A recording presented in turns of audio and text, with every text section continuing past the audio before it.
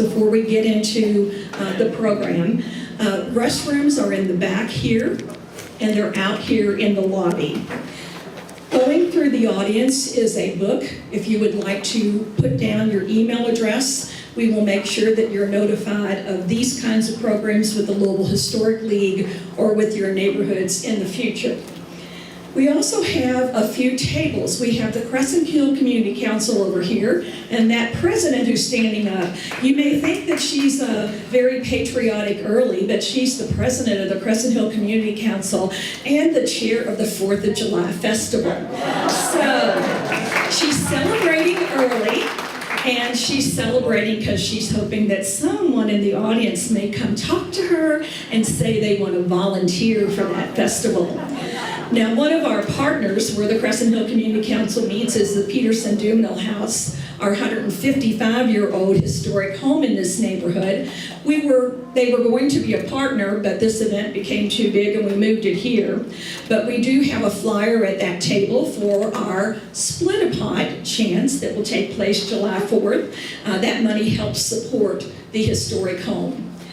Back in the back, you will see Mark with United Crescent Hill Ministries. We're going to hear a little bit more about how United Crescent Hill Ministries was birthed out of the tornado. We ask you all to bring canned good. This is a free event. If you forgot to bring your canned good and you would like to make a donation, go see Mark in the back. Over here on your all's right is Louisville Olmsted Parks.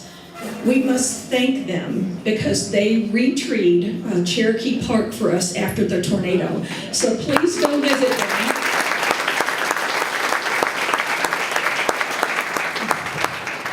So please go visit them. I see that cute t-shirt that she's wearing back there is for sale. If you're interested, please go get one.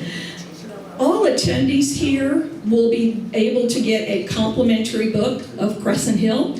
You'll get them at the Crescent Hill book where Cynthia has that beautiful 4th of July t-shirt on when the program is over.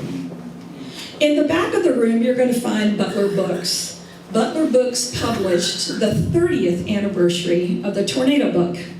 It is here today for sale. It's a phenomenal book. And remember, if you all brought a story or photos that you would like included in a potential sequel, please go see Butler Books at the end of the program. They would love to hear your stories. We want to thank United Crescent Hill Ministries, the Clifton Community Council, the Crescent Hill Community Council, and the Louisville Historical League for making this program possible. And most importantly, we want to thank Crescent Hill Baptist Church, who opened up their doors to make this community event possible. We have some presenters today on our panel who are going to share stories. But I bet each and every one of us have a story. We probably all remember where we were when the tornado started. We are going to have question and answers and sharing of stories at the end of the program. I'm looking at someone who wanted to recover his stereo. That was the important thing that he wanted to recover after the tornado. He was a 20-something. So we all have stories to share, and you may have questions of the panelists. We will get through as many of those as we can at the end of the program, but we told you that we'd end at 3:30, and we want to do that. But we will stay around for you all to share your stories as long as you wish. So the my co-partner in this program is Steve Weiser with the Louisville Historical League, and Steve is going to set the mood for what it was like 50 years ago and then introduce our panel discussion. Steve Weiser.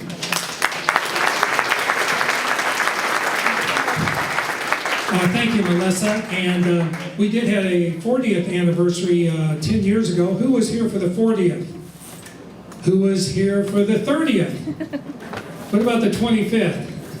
There's been numerous anniversaries of the tornado, and not certain if this will be the last, but we're all getting to a point where many of us will not be remembering it much longer. But anyways, here's a little graphic of all the tornadoes that happened that day, and a little information about some demographics about the tornado. It was actually about 22 miles in length, started over at the fairgrounds, traveled 22 miles. Time on the ground was around 20 minutes. The EF rating, which is the most important part of that, it was an EF4. EF5 is the highest rating, so this was a very destructive tornado. And it dissipated around I-71 and the Waterson Expressway. We've been able to figure out between 3 to 6 people were killed due to or because of the tornado, and 207 injuries. Thank goodness that's miraculous, if you ask me, for that sort of a tornado. And over 900 homes were damaged.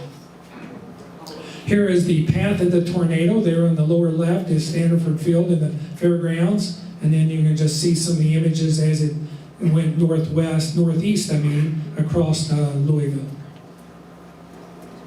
And we're going to show a little video of all this. Hang on just for a second while I switch screens.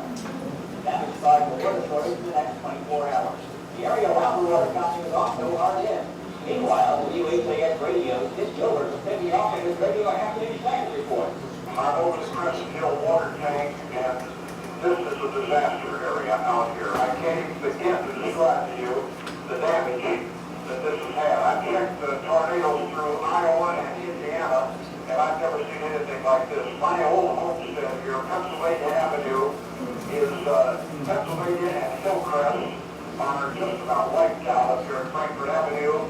Stilts registered. It went right between Barrett Junior High School and the Baptist Seminary and just wiped everything out. Roofs, trees, the whole bit. This area is no longer an effective community. It came up Stilts Avenue to Frankfurt Avenue, and it crossed the railroad tracks at about Hillcrest in Pennsylvania. It wiped out the first two houses there. And we were the seventh house back on Pennsylvania Avenue. And as I say, the sixth and the eighth house were apparently visually we're not damaged. But I can see in our old living room. I can see the fireplace and part of the beam ceiling in the old living room. It's like, oh boy. George was even concerned about his own daughter at his St. Matthew's home. They had a plan for a possible rescue attempt. And I can land right out here where the streets intersect. There's enough room for me to land there in emergency. If I thought it was coming by here, I was going to land and pick up Candy the dog and take them with me. Some people would go over and circle around and point it back to her. And she nodded her head and held up her portable radio or flashlight, but she was in the basement. But I could tell that its path was not going to come anywhere near here. This is Hamilton Northcutt. 45 years later, former and current Crescent residents gathered at Kennedy Park to look back at the day the tornado struck. Some recall the destruction, of course. First was downtown. My wife was at the eastern part of the county, right in between when the tornado. So we were both saw it from other sides, but it did not bother me personally. Damage to us, luckily. But the several days, weeks, and months afterwards, I guess a lot of us just basically were kind of in shock. Just seen pictures of tornadoes, but nowadays we've all seen Twister, but before that we'd all seen annual reports from somewhere else in the country. See what can happen here, what can happen here. You just don't believe it until it actually gets you. And then it's just too awesome to believe. One of the, that day, again, not having direct experience with the destruction of the storm, luckily, but was giving warnings because the Louisville tornado was just one of 28 within Kentucky that day, and there were about, some of Indiana had about another dozen or so. So we were busy all day giving warnings, not just for here, but for all around the area. And I didn't get a whole lot of breaks to find out what was going on around town, but I did pass through the newsroom. At one time, after the tornado had passed by Louisville, and to this day is the memory which my 1974 tornado, this pops in my mind first. A lot of things pop in my mind, but this is first. Reporter with NBC, helping out of Denver, Roger O'Neill, and you still see him on NBC Nightly News at times. Roger was working at Wadia Newman, and he was sent out to find out his reports of all this destruction around Cherokee Park. And he got there, and he's up there up the hill overlooking the park. And the news staff reporting, and not like today, we don't have the communications we have today, but back then it's all two-way radios. And the person in the newsroom was saying, hey Roger, what do you got? He said, it's not here. And what do you mean it's not here? What? It's not here. What's not there? Yeah, is the camera missing or it's not here. What do you mean it's not here? What are you talking about, Roger? He said, the park, it's not here.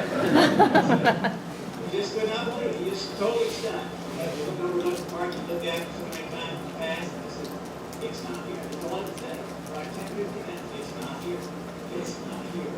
But luckily, even though the events that day were as horrible as they are, the park still is here. It's drawn back, but for those who remember before, it never quite, we won't live long enough to see it Lincoln West before the tornado back in.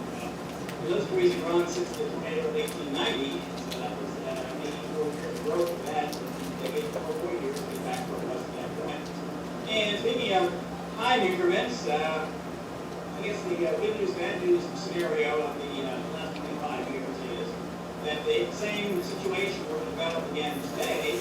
We probably have as much or more damage and destruction as we had back then, because we still have no way of altering tornadoes, nor can we prevent the destruction. And luckily itself in Louisville, we had only, historically, it was 2 or 3 deaths, which is an amazing small number compared to the destruction that was witnessed now at that time. But the town line is Frankfurt, very close to Hanover, Salmon around there, Frankfurt, 30-some deaths occurred at Frankfurt, 60-some in Kentucky that day. of deaths that would occur from similar life storm we are having for modern technology, radars, things like that, would be far, far fewer. We as a professional meteorologist and you as a professional community of more aware people are more aware of what's going on around you this day and age than we were back then. And early in the morning, we'll be talking about the possibility of severe weather. Later on today, P2, and the watches come out, the warnings come out. The modern radar technology that you've paid for, thank you. And next thread, frankly, has done wonderful things to give much more lead time tornado warnings than we had 25 years ago. And it's the first time in history we've actually had lead time. Back in 74, tornado aspect was primarily the case of reaction. Something happened, we react to it as fast as we can to get warnings after people still make lines around tornado. In today's world, that next-red system is actually able to detect the tornado circulations in the cloud 15, 20, sometimes 30 minutes before it ever hits the ground. So we're now in the era of tornado warnings, tornadoes, reaction to alert you to the possibility of action and thus hopefully save our lives and some property. But I guess going back 25 years, the good memory, hopefully good memory in my mind from that single day is just right where the ocean. It's not here. It's not here. It's just not here. It's just not here, not just here in your heart, but all of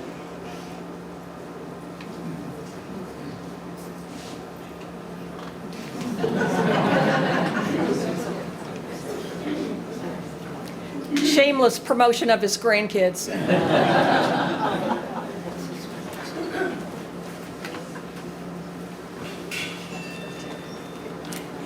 Okay. Okay, and sorry for the sound issues there. We played it prior to the presentation. Everything was fine. But we're not certain, our technical person wasn't up in the control booth where I could signal him to see what was going on, but it is what it is. So now we're going to show some then and now images. By the way, I did want to recognize Candy Gilbert is here, I think, today. Is Candy here? There you go. You were mentioned there in the presentation. So did your father ever land a helicopter over by the house? No? He came down about 50 feet above the ground. Wow. Okay, well that's a wonderful image there. So now here are some before and afters and some credits there where we got some of these photographs from. So here's where the tornado began, there at the fairgrounds. You can see the destruction. I want to point in the lower right-hand corner, you see some twisted metal. That was a billboard that was there, and it was all twisted from the tornado. So here is it today, and you can see I highlighted where that billboard is today. They repaired it, but there's all the, yeah, but it's still there 50 years later. This is in the Highlands area, Stevens Avenue at Fernwood, Bardstown Road, more Bardstown Road. This is Eastern Parkway, looking towards the Daniel Boone statue there in the circle. This is looking down at the teepee, which unfortunately is no longer there. But it's looking down at before and after of that. The Daniel Boone. This is the Turrets Historic Home. It was on Kennedy Court, just south of Frankfort Avenue, just about a block from where we're seated today. It was destroyed by the tornado, and there's a park there now with a little memorial plaque.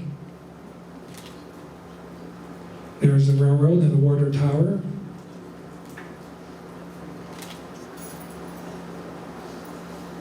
This is Grinstead Drive that you see there on the left. Looking, Barrett Junior High School is there in the distance. There it is today.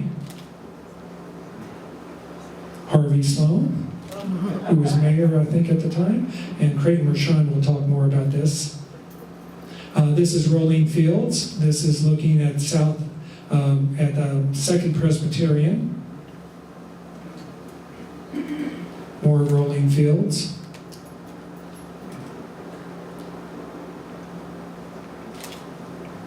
By the way, in putting together these before and after images, it was very difficult finding out exactly where the before was compared to the now. Things had grown so much. But here's the Zachary Teller house in Springfield. There is Northfield, pretty well devastated. This is the description of 14-year-old Daphne Cochran. And what she saw, basically the whole front wall of her home was destroyed. Again, this is Dunn Elementary, looking out across the Waterson Expressway into Northfield. Another photograph of Northfield, before and after. The Catholic Record had a big commentary about it. St. Stephen Martyr School, there on the left, the photograph was hit. Photographs there. I've always wondered, when going to Calvary Cemetery, why there weren't very many big trees like at Cave Hill. Turns out most of those tall trees in Calvary were devastated by the tornado. A lot of monuments were destroyed at Calvary. There's a photograph from Bowman Field looking back at the tornado.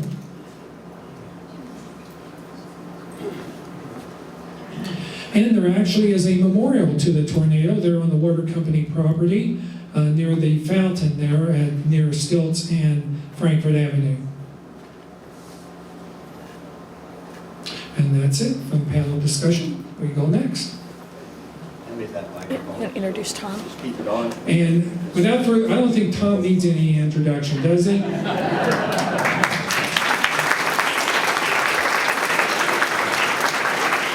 Thank you very much. I am Tom Owen. I'm an archivist at the University of Louisville who will soon be celebrating his 50th anniversary as an archivist at the University of Louisville.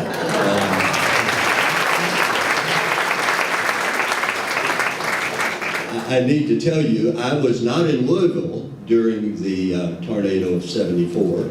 I was working on a doctorate at the University of Kentucky, and I was actually holed up in a neighbor's basement across the street. We lived on a pad, did not have a basement, and I had 3 children with me. My wife was back in Louisville caring for her dying father, and one of those children is here today. He was 2 years old, and this tall guy right here with his son, my grandson, Thomas, and his wife. This is Andrew, who was with me in Lexington in the basement. And he just happens to be the Metro Council person for this district. I think after a little bit of veteran service myself, you never pass up an opportunity like this, right? Let's begin very, very quietly with a moment of silence, recognizing those who died and those who suffered and soon thereafter died. There were people who were damaged psychologically, damaged physically by the stress of this event, and we want to recognize them as well. So a few moments of silence and recognition.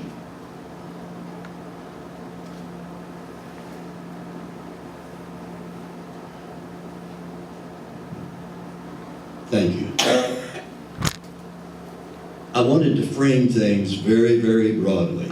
It seems to me, since humans have been holding on to this little ball of rock and earth and flame, ever since we've been holding on, we can try to influence what nature has in store for us.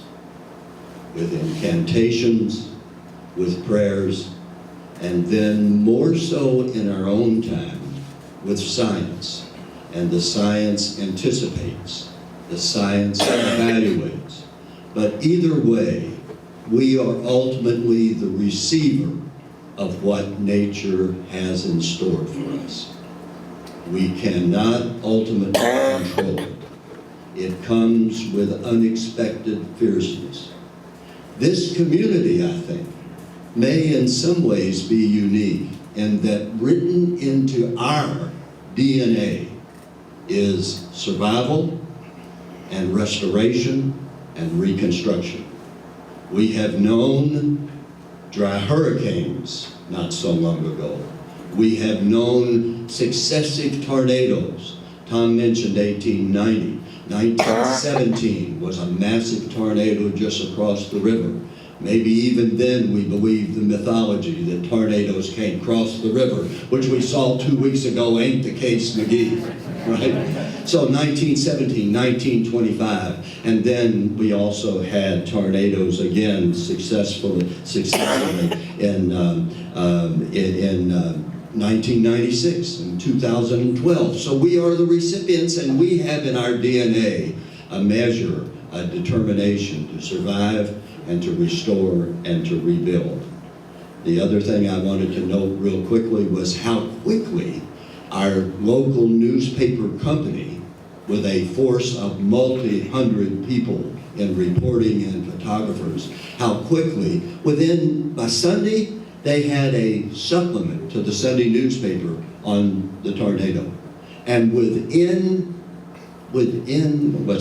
the pullout was within just days, and then they had a book published within a month on the tornado. So it just shows you how quickly the communications media could respond to that. So we are descendants of folks hanging on and receiving the full force of nature. Did I read the other day that we're going to try to control global warming by putting sunshades between us and the sun? With unexpected consequences, perhaps. But nevertheless, I think the message I have for us is that we are the recipients. We don't control, we respond. And that's the introduction that I would like to have. Now, let's turn to our panel. Our first panelist is going to comment. You know what I call, as I drove over here, I called Tom Wills a data scientist. That's a modern term, I think. But we also call them meteorologists. He was the meteorologist, the data scientist, who was involved in witnessing, anticipating and witnessing and seeing the rebuilding. Tom, step forward. W-A-V-E-T-V-E, meteorologist.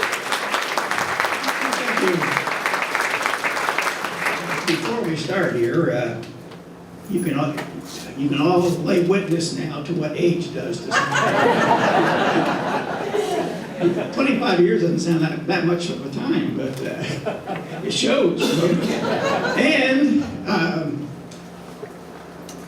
I took my own story to tell today, but I've already told it, the Cherokee Park thing, so I've got to recycle and go back and do things over again. But my topic, the reason to be here today is to discuss, as Tom just did very eloquently, the past and the present in terms of the science part of this thing. I also want to add one thing. I believe, Tom may remember this, there was also a major tornado in the Louisville area in 1854. So that was, we've had 4 in a little over 200 years. So hopefully number 5 waits a little while longer. The first inklings, well, of something that might be happening on the poor side of April 3rd, came April 1st, when the weather conditions, even back then, we had very crude instrumentation and very crude forecast models, but they were all pointing, what few we had then, pointing to the conditions ripening or getting correct for severe weather in this part of the country, and actually it ended up a little farther east than had first been projected. It was supposed to start west of the Mississippi and come east, whereas it started just east of the Mississippi and spread out 148 tornadoes. Let's see, anybody here know, I've used this term for years, about 25 years now, or 50 years now, 148 tornadoes, which at that point, in 24 hours, and that was the biggest outbreak in U.S. history to that time. It's since been, there was a, well, anyway, 148, but we usually just say in the U.S., but there was one outside the U.S., and it was in Canada, obviously.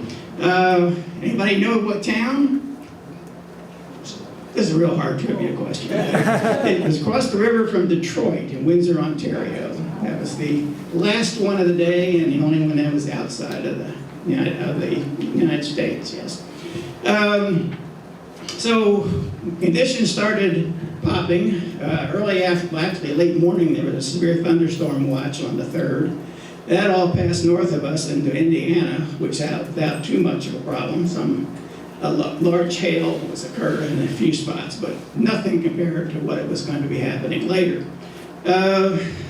Early afternoon, things started popping across central Illinois, and then it shifted southeast throughout the afternoon.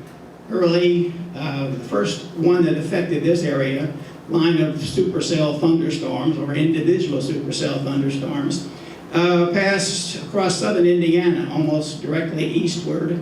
It's best known for the problems it caused at Hanover College. That eventually ended after a little bit of destruction near Madison. The next line popped up mid-afternoon, and there was in Breckinridge County, Hardinsburg, about 50 miles southeast of Louisville, there was a guy who was a single operator of a small radio station. And he was a weather nut. He would talk to us at times, make phone calls and see what was going on and what have you. Well, he was in the, depending on how you look at this, the wrong place and the wrong time. But he talked about, there's a storm coming. And the later report was, all hell has broken out in Breckinridge County. And because of that, we were able to, using our, at that time, primitive tools, we were able to say, well, that storm's going to continue going northeast, and so we need another warning, which was then for Breckinridge County, which ended up being the worst in this part of the state for that day. The Brandenburg was a small town there along the Ohio River. It was pretty much wiped out. And 30 deaths in that small town. I've heard reports from many people that during that time, as it crossed Brandenburg, went across the Ohio River into Indiana, that people swear they actually saw the bottom of the Ohio River. If that's true, I mean, it just shows the immense power that nature possesses to suck out enough water for Moses crossing of the Ohio River. But it went into Indiana, and there was no damage after about 200 or 300 yards. It's just the water, it had also moved under the parent thunderstorm, and water from the Ohio just knocked it out, just like that. I mean, it was just gone instantly. But knowing what happened in Breckinridge County, and then hearing from the Brandenburg area, Meade County, the Weather Service office here in Louisville, it's heading our way, we're next. But they didn't know that the Brandenburg tornado had quit. But the storm hadn't quit, and as it came upriver, it started again right over Louisville. I remember John Burke, the Weather Service, was the head of the Weather Service, was talking to the WHAS radio, shouldn't mention that name, but WHAS radio, and describing, it's coming, I can see this storm, and he said, wait a minute, just freeze down in Iroquois Park, I'm gone. He just threw off the microphone and went and hid. So, he saw it coming right toward him. He missed the Weather Service office, but then, of course, the first real ground damage was at the fairgrounds that they have horse barns. And then from there, the rest is history, of course, moved up here. Last really major physical damage was a tennis court on Barber Lane. It was a family-owned farm area, and they had a tennis court, and that was knocked down, the fencing around it. And then there were some little trailings on up into Oldham County, a couple trees, so that's added to the 22 mile length. If you noticed, I hope you did, earlier, someone, I guess, I don't know which slide, it maybe was Steve, slide of the path of the Louisville tornado. And if you watched it, it went straight, and by the time it got midway through Louisville, it curved northeast. What it was doing, we now know, we didn't know this then, but we now know that storms, tornadoes attached to their parent thunderstorm, sometimes turn left into the storm and get wiped out. Brandenburg. When the new tornado came in Jefferson County, that one curved to the right, and arced to the right, which means it moved away from its parent, and thus the damage lessened over time the farther away it got from its parent. And that's why that one lasted 22 miles. So that's a modern finding from situations like that. Now if we go in terms of forecasting back in those days, it was primitive compared to today. We didn't have computers. Everything was, the maps were plotted by hand, not here personally, but done by the Weather Service in Washington. And the forecast models are immensely more accurate today than they were back then. So radar, we had, also mentioned on there before, what was called the WSR-57, which was the Weather Service radar. 57 stood for the year it was put into operation. So we had a nation covered with old tube televisions, basically. Big tubed operations. You couldn't change them, and it worked well, but they still were a different technology. Now, they also mentioned on that was the WSR-88s, which we still use now, but they have different 88A, 88B, C, D, and they were built in the computer age. And so as we learn during the computer age, we can add modules to better perfect and better understand. And these things can pick out tornadoes or the spinning in the sky before they ever hit the ground, which we also think you've heard tends to lengthen the lead time we have for tornado warnings. But using too much sophistication with the radar systems, the 88Ds and all its modern updates and algorithms it has to project hail, wind size, and tornadoes and things like that, sometimes the signature aloft doesn't always come down to the ground. So it's a trade-off that's been made with these things that they're far more accurate at detecting possible tornadoes, but not all of them hit the ground. So we have more lead time for the possibility of damage, but it doesn't always happen. The false alarm rate is higher than it used to be. I mean, it used to be the false alarm rate was pretty much zero because you have evidence on the ground and you issue the warning. So the false alarm rate is higher, but people are working every day trying to figure out exactly how we can improve that system. But as Tom also mentioned, the awesomeness of nature, the immensity, the damage and destruction, and just the impact is nature's alone. We can, in our ways of stumbling, have created instruments that can do as much damage, but hopefully not ever used again. But the nature basically is in charge. Now back then, 74, we saw the awesomeness of nature, what nature can do.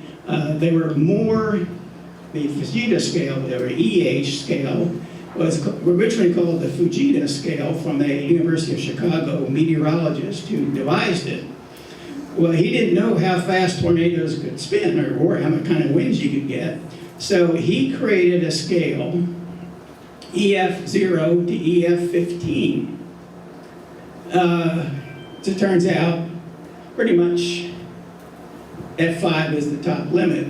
But on that day, the tornado that hit Xenia, Ohio, was referred to, was actually pinpointed as an F6. Whoa. There's only been 2 of those in history, and the Weather Service has now officially downgraded those to F5, saying you can't have more than an F5. But originally, it was an F6. Brandenburg was a strong F5.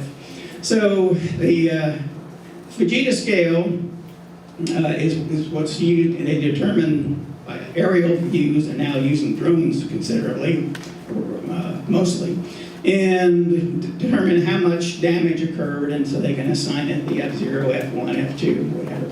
But the F5 is the king now, and on April 3rd, 74, there were 9 F5s, I mean 9 F5s. And the system which broke the record of the number of tornadoes in 74 was happened in 2011, but it stretched out over 4 days, so it's hard to say. But even in the 4 days, there were like 300 some tornadoes, but there were only nine F5s. I'll get this right, 6 F5s. And on the day when they had the most, which actually broke the 24-hour record from April 3rd, there were 200 and some tornadoes, but only 4 ranked as high. And so there was much weaker and bigger extent, but much weaker in terms of strength that it produced, the tornadoes it produced. So I've, as always, according to my producer, and when I was working, run over. So I just want to say one more thing. We talked about the 74 system being awesome act of nature. If it occurred today, it'd be global warming. Thank you. I have, you're beginning to see with beloved personalities that I have a thankless task of kind of nudging things along, but I am anxious that we follow the clock as much as possible. The next speaker is going to address government response. He was president of the old City Board of Aldermen, Creighton Mershon, and he was thrown into the breach, somewhat perhaps unexpectedly. Creighton.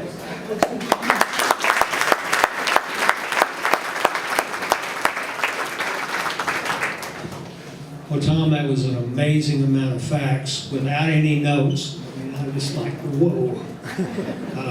It's hard to take it all in. In November of 1973, Harvey Sloane was elected mayor of the city of Louisville, and I happened to be on his team, and I was elected as the alderman from the 2nd Ward. It's sort of serendipitous how I even got to that point. I really never thought that I'd be running for public office, but I, along with Danny Briscoe and Lacey Smith, were a kitchen cabinet to Harvey Sloane as he prepared his campaign. And one evening we were sitting, around the table doing some planning, and I think it was Lacey said, we need a slate of aldermen. Carol Whitten, who we were running against in the primary, already had a slate of 12 aldermen.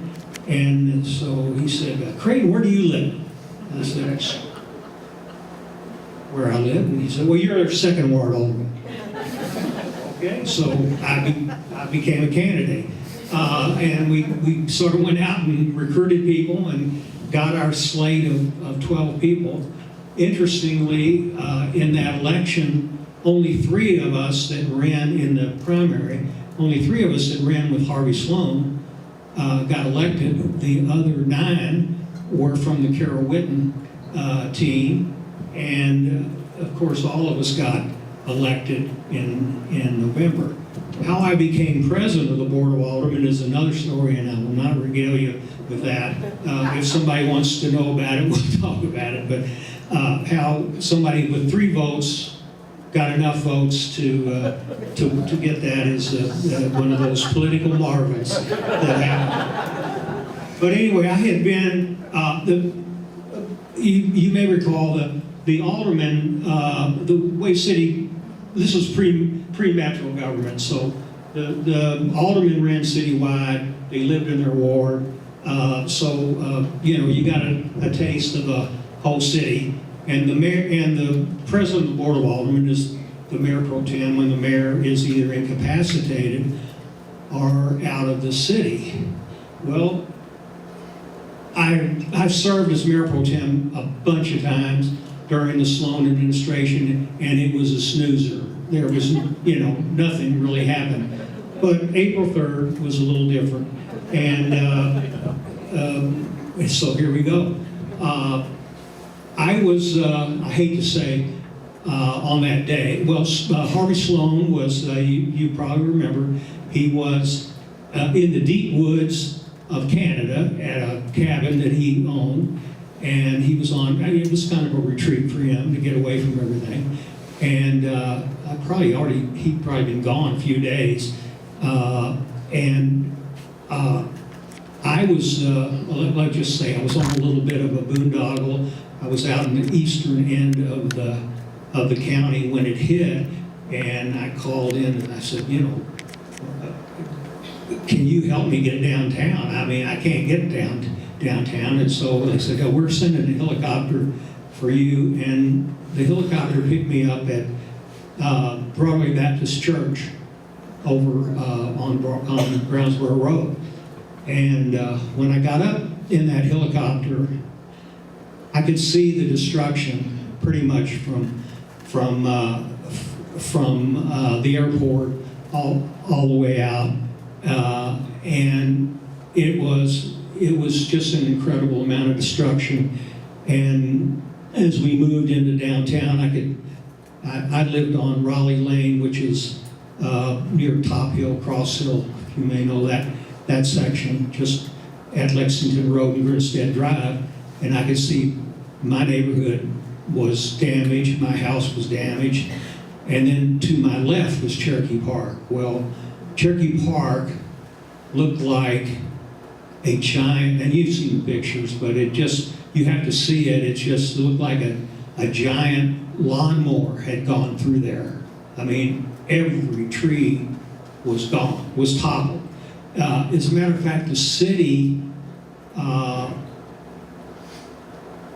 bid a contract to log those trees out of the park. I don't think our sanitation or works department could have taken care of those. I mean, it was a huge job. When I got to City Hall, shortly after I got there, someone came in and said, well, Governor Ford's on the phone.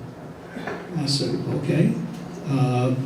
So I pick up the phone and, Creighton, what's going on down there? There was an expletive in the middle there.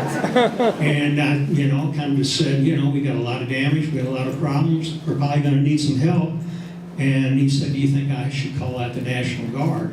And I said, yes. And really at the time, I was not thinking about what the fact that we would have looting issues, but that we probably were going to have some public safety issues. And it wasn't until the next day that we had reports that there was looting, and so the National Guard and our police department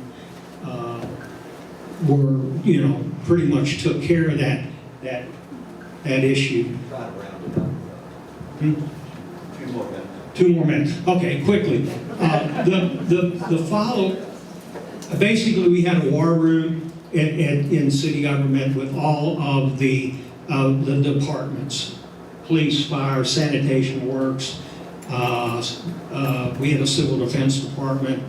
We had representatives from LG&E and the water company. Obviously, our first task was public safety. Had a lot of down wires. We had to get those taken care of. Roads were blocked. We had to get that taken care of. And you know, as the days went on, there was always some problem that had to be addressed because people were calling in for help, and we had to address the thing. It was, let me just say, this was the finest hour, I think, in Louisville that I can remember. A community that pulled together. You saw the damage. Everybody in this room experienced it, I think, most of us, and know how difficult it was to recover and to get back to normalcy. You know, we did have the help of the federal government, which was a big help in the cost. I was looking at the minutes of the Board of Aldermen at that time, and I was thinking, when is the appropriations for the cost of this thing? And I said, no appropriations. No, pretty much all of it was covered with federal help. I wanted to do a shout out to Trees Inc. Trees Inc. was an organization that was founded at this time. Ed Perry and Barksdale Roberts were the keys, and the tree canopy that you see today in all of these neighborhoods, almost all of it was planted by Trees Inc. And they got the trees, they planted them in the right of way. Couldn't be planted in your backyard, had to be planted in the right of way so where people could see it. And we owe a great debt to them.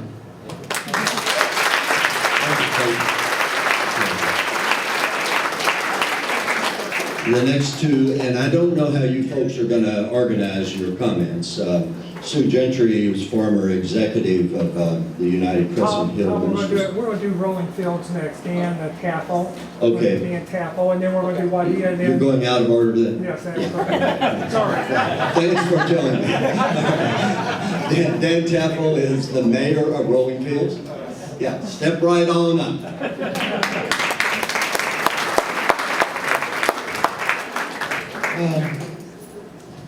Good afternoon. I'm the mayor of Rolling Fields. I also lived by Zachary Taylor home at the time of the tornado and was in our basement taking cover. So I'm going to have a little bit of dual talk about Rolling Fields and what they did to pull together and as a neighborhood, and then as well as my own personal experience. Rolling Fields was developed in 1950. It was primarily people coming back from the war, being transferred here with GE Appliance Park or Reynolds Metals.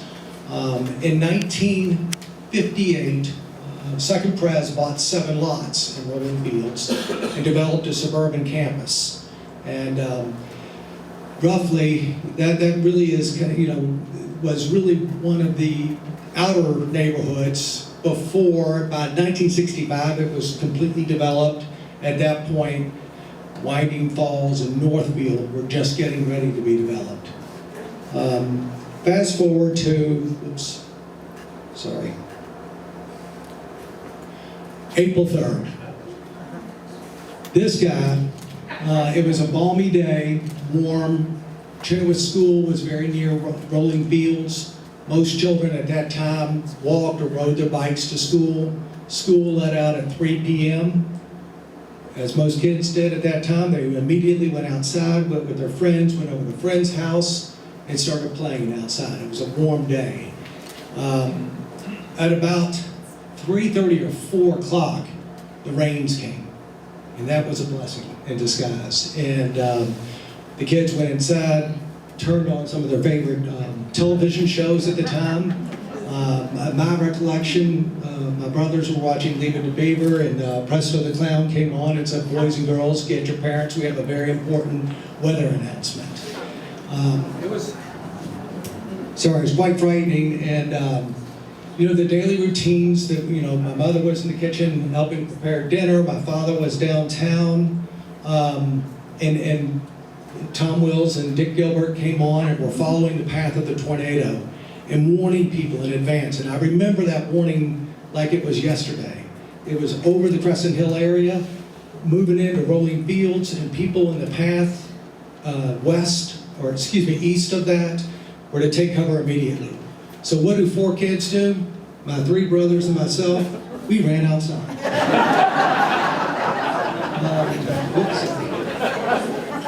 We ran outside, and it was eerie, green cast, low, fast-moving clouds, and then we looked immediately to the west, and it looked like the black clouds were touching the ground. And that's when we could see the debris flying. It was quite frightening. John Davis, who lived on Club Lane, said, I could see part of the roof circling in the sky. He said, I'd seen enough, and it's time to head for the basement. So we ran for the basement. The pressure on the ears, as everyone probably here experienced. The house exploded above us. Glass breaking, the rumble of the house taken apart. You could hear stuff sliding on the ceiling, on the floor above us. I was looking, I remember I was crouched down looking out the window wells, and I could see the debris, the garage lifting up and then falling down, and the debris rolling down the garage stairs into the basement, and everything went dark as the debris filled up the window wells. Somehow it stopped, and then it kind of came back again for another little loop around. We don't know how our dog mysteriously showed up in the basement, but somehow our dog did. It was a blessing. And so immediately after, we had my mother just in shock said, let's just say a prayer that we're all here. And we started walking over towards the basement steps. We heard hissing of gas. So my brother went over and pulled the main breaker. We started walking upstairs. I'll never forget putting my hand on the banister rail and feeling the glass insulation in my hands. It was so powerful, the explosion, that insulation came down through the cracks of the garage, the basement door into our basement. And my mother said, be careful, there may not be a house up there. So my oldest brother, Bill, was pushing the door open. The debris had, kind of trapped us in a little bit, but we were able to get out and get the door open. We went outside and really experienced walking over mounds and mounds. I just remember going up and down debris, roofs, cars. Kids, the neighbor's trampoline was in our yard, twisted around a tree. There was neighbors trapped. My brother went over to help out. I don't know if anyone knows the Underhills, but they were next door. They helped them out. The 2 children were trapped in the house. Waves of emotion hit as we saw neighbors emerge. And really, the immediate response was family. First it was faith, then it was family. My father was downtown. He drove up Blankenbaker Lane. When he walked up, he didn't know that we were even alive, all the children. So he and my mother were in shock. And then, the kids were running around the neighborhood. Is the family okay? We were picking up a few possessions. And then, it started turning to, where are we going to sleep tonight? Where's everyone going to go? And we were calling family, there was one neighbor down the street who did have a telephone. In fact, Bill DeReamer, who's a traffic doctor now, it was his family's house. They had the only telephone working in the neighborhood, and people lined up to use the telephone to call and say, we're all right. Can we stay at your house tonight? My uncle said no. My grandmother's house on Birchwood had been hit, and we ended up having to split up the family because there were too many of us to stay in any one house. Will do. In Rolling Fields, Second Pres became the hub of emergency reaction. There was a helicopter place put down. As you can see, this is the day of the tornado. We just found these pictures just about a week ago. And as you can see, all the old county police cars piled up there. It was a place where they provided relief. The initial days, the National Security Guard were there, fire emergency were helping to get older people out.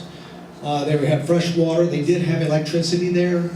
And it really narrowly missed the church. The tornado did, as you can see in these pictures. It miraculously missed the church right here. This is the church, and power came from right over here. It really was where everyone gathered and where they provided relief services for everyone in the neighborhood. I was in that tornado. This was my house at the time. The family came together, and this is afterwards, for Rolling Fields afterwards. Someone asked me earlier what we learned from it, what I learned from it. Number one, faith. There was, what we think sometimes we perceive as being absolutely evil, a lot of really good things happened out of that. The Olmsted Park, the Crescent Hill community, Rolling Fields itself, we still learn from it today. Family. I've never forgotten what family meant that day. The uncles, aunts who took us in, who came over and helped out. And then lastly, community. The Rolling Fields community, the city of Louisville all together, the Second Press community, meant the world to us, and it really helped families today. And those are the lessons in second, third generations that live in Rolling Fields that we have today. Thank you. Thank you, Dan.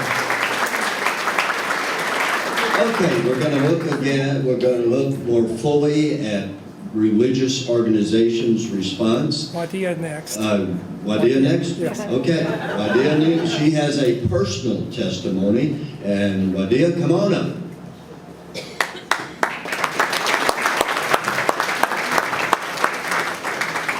Hi, everyone. I'm curious, how many people here were in a house or nearby on the day of the tornado? How many people actually went? Look at you. That's incredible. Incredible. So my story is going to sound pretty familiar, and I'd love to talk with you all afterwards. After 50 years, to reflect back onto what we went through has been very good for me to actually think about what was going through my head at the time. I never had considered that. And so my story starts with, that's a picture. I lived in the Cherokee section of Indian Hills at the dead end of Comanche Trail. I was 14 years old. I had come home from school, and my favorite thing to do was to play the piano. And there's the piano that I was playing. I would come home and play 2-3 hours. My older sister and my mother came home, and my sister saw on TV just a simple warning, tornado warning. So she went and got my mother, and my mother went outside in the front of our house, and the tornado was actually coming from the back of our house. But she could hear the rumble, and my sister and her were out there listening to the rumble, and my mother said, "Get in the basement." Well, I didn't want to get away from my piano, so I went out there and I said, "Oh, Mother, it's the freeway." "No, we can't hear the freeway." "Okay, well, it's trains." "No, we can't hear trains from here." "Well, it's the airport." "No, no, no." What I didn't realize is 2 weeks earlier, near Fulton, Kentucky, my mother had actually heard a tornado when she went to a greenhouse and it had been destroyed. She said, "That's a tornado coming." And so I went back and played my piano.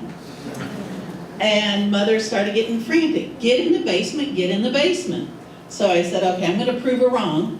So I went upstairs to my bedroom to where the windows looked on the back. And I opened up my blinds and I looked up above me, and here are these clouds turning into what I first thought was a sandstorm.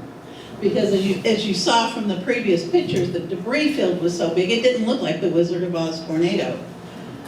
So I picked up my 60-second Polaroid and decided to take a picture of this. It was really cool. Well, I figured 60 seconds is something I didn't have. So I threw it down. They say I flew down the steps without ever touching them. And screaming, tornado, tornado. Well, my younger sister was born with Down syndrome. She did not like the idea that I was in a panic mode, and she's like, I'm not going anywhere.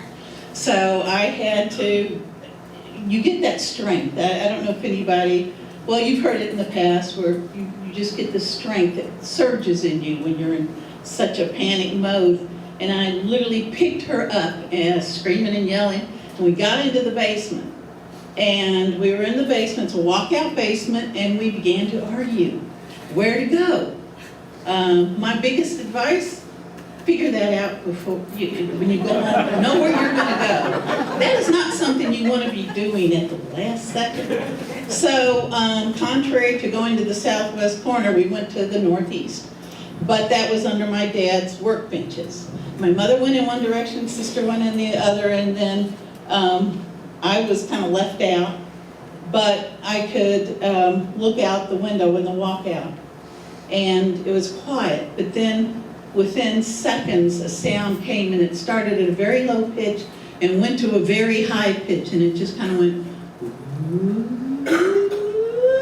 and then everything hit, it shattered, it hit this high pitch, and the lights went out. And at that point, when you have something that incredible right on top of you, and it's there, and it's just going and going, you come face to face with God and thinking, okay, take me,